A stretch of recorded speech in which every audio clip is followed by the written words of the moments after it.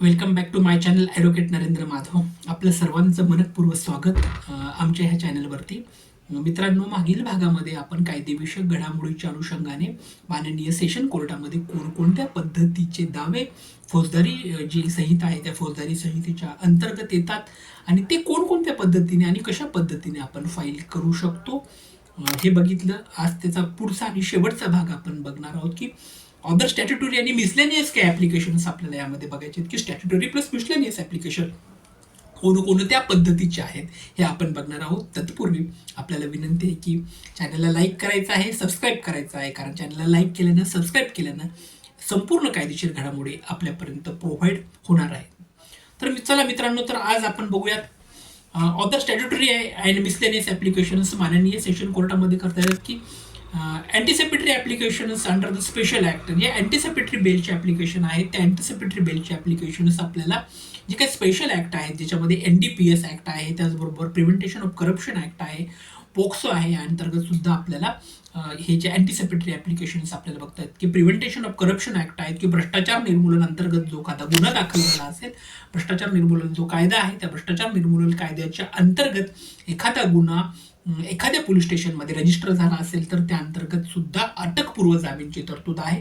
त्याबरोबरच NDPS आहे, जे NDPS नार्कोटिक ड्रग्स जो आहे, नार्कोटिक ड्रग्सच्या अंतर्गत एखादा गुन्हा जर दाखल झाला असेल आणि त्यामध्ये जर आरोपीची कुठेतरी गुन्ह्यामध्ये निश्चिती अशी नसेल किंवा आरोपीचा त्यामध्ये मुख्य असा सहभाग असा नसेल तर त्यावेळेला आरोपीला अटकपूर्व जामिनाचा अर्ज आपल्याला या ठिकाणी specially anticipatory applications under the special ॲक्टमध्ये ते प्रोव्हिजन त्या ठिकाणी केलेलं आपल्याला बघायला मिळतं.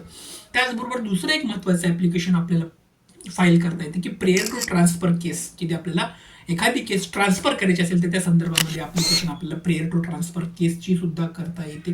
ह्या अनुषंगाने स्पेशली हायकोर्टाला हा पॉवर दिलेला आहे, परंतु काही सर्कमस्टन्सेसमध्ये सेशन कोर्टाला सुद्धा हा पॉवर दिलेला आपल्याला बघायला मिळतो की प्रेयर टू ट्रान्सफर केस जी आहे ती prayer to transfer case in some सर्कमस्टन्सेसमध्ये सेशन कोर्ट एखाद्या भागातनं एखादी केस एखाद्या कोर्टातनं दुसऱ्या कोर्टामध्ये ट्रान्सफर करण्यासाठी ती आपल्याला ॲप्लिकेशन फाईल करता येतं.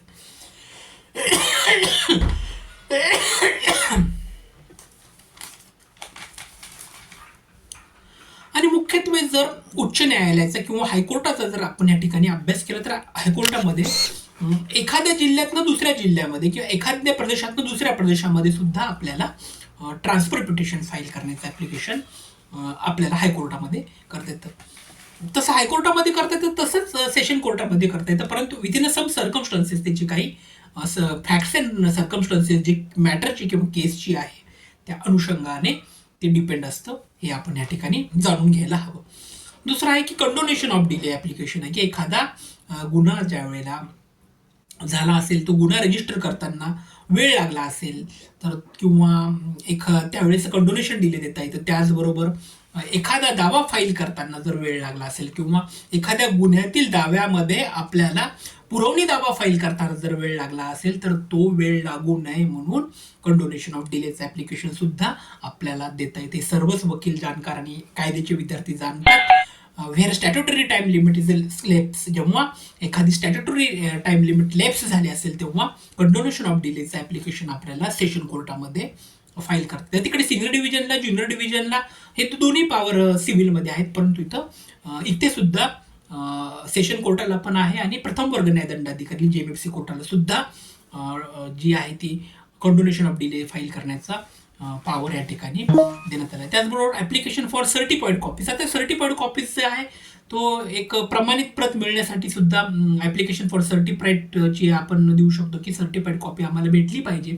ती सर्टिफाईड कॉपी आमच्यासाठी अत्यंत महत्त्वाची आहे, मग ती पक्षकारासाठी असेल, क्लायंटसाठी असेल किंवा वादी प्रतिवादी दोघांसाठी सुद्धा तो अत्यंत महत्त्वाचा मुद्दा आपल्याला वाटतो की ज्या वेळेला एखादी मॅटर कोर्टामध्ये चालू आहे ते कोर्टातनं फाईल केलेली जी कॉपी अत्यंत महत्त्वाची असते. त्यामुळे ॲप्लिकेशन फॉर सर्टिफाईड कॉपी.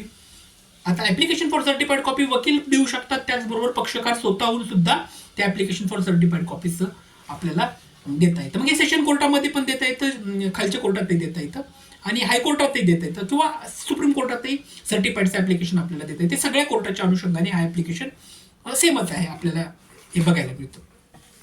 प्रमाणित प्रत मिळण्यासाठी ते आपल्याला मिळतं की जी काही प्रमाणित प्रत आहे, सर्टिफाईड आहे, ते आपल्याला मिळू शकतं. त्याचबरोबर ॲप्लिकेशन फॉर पोलीस रिपोर्ट किंवा चार्जशीट प्रोडक्शन आपल्याला करायचं असेल तर application of the production of chargesheet, application for police रिपोर्टच्या अनुषंगाने ॲप्लिकेशन आपल्याला फाईल करता येतात. की ॲप्लिकेशन फॉर पोलीस रिपोर्टचं आपल्याला आलेलं नाही आहे किंवा चार्जशीट जे आहे ती आम्हाला भेटलीच नाही आहे, या अनुषंगाने सुद्धा ॲप्लिकेशन आपल्याला माननीय सेशन कोर्टासमोर फाईल करता येतात. त्याचबरोबर NDPS ॲक्ट आहे, पोक्सो आहे किंवा भ्रष्टाचार प्रतिबंधक कायदा आहे, करप्शन जो ॲक्ट आहे, त्या अनुषंगाने आपल्याला वेगवेगळे असे ॲप्लिकेशन आपल्याला फाईल करतात. त्याचबरोबर atrocities act for SC ST schedule caste and schedule ट्राईब्सच्या ॲट्रॉसिटीज ज्या आहेत त्या ॲट्रॉसिटीजच्या ॲक्ट आहे, त्या अत्याचार प्रतिबंधक कायदा आहे, तो SC ST अत्याचार प्रतिबंधक कायद्यानुसार सुद्धा आपल्याला प्रोटेक्टिव्ह ऑर्डर सुद्धा त्यामध्ये फाईल करता येते किंवा त्या अंतर्गत पण वेगवेगळे असे ॲप्लिकेशन आपल्याला त्या SC ST ॲट्रॉसिटीज ॲक्टच्या अंतर्गत वेगवेगळ्या पद्धतीने फाईल केलेले आपल्याला बघायला मिळतात. मग ते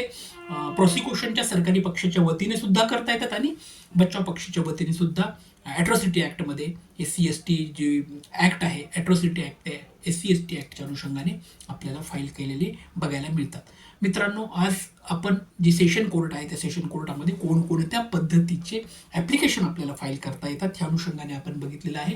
पुढील भागामध्ये आपण वेगळ्या कायद्याच्या अनुषंगाने बोलणार आहोत की कायदेविषयक वेगवेगळ्या घडामोडी आम्ही तुमच्यासमोर घेऊनच येत असतो. आपलं कर्तव्य आहे की चॅनलला लाईक करायचं आहे, आम्हाला आमचं मनोबल वाढवायचं आहे, त्यासाठी तुम्ही नक्कीच प्रयत्नशील असाल अशी आपल्याकडनं अपेक्षा. Thanks for watching. व्हिडिओ बघितल्याबद्दल धन्यवाद.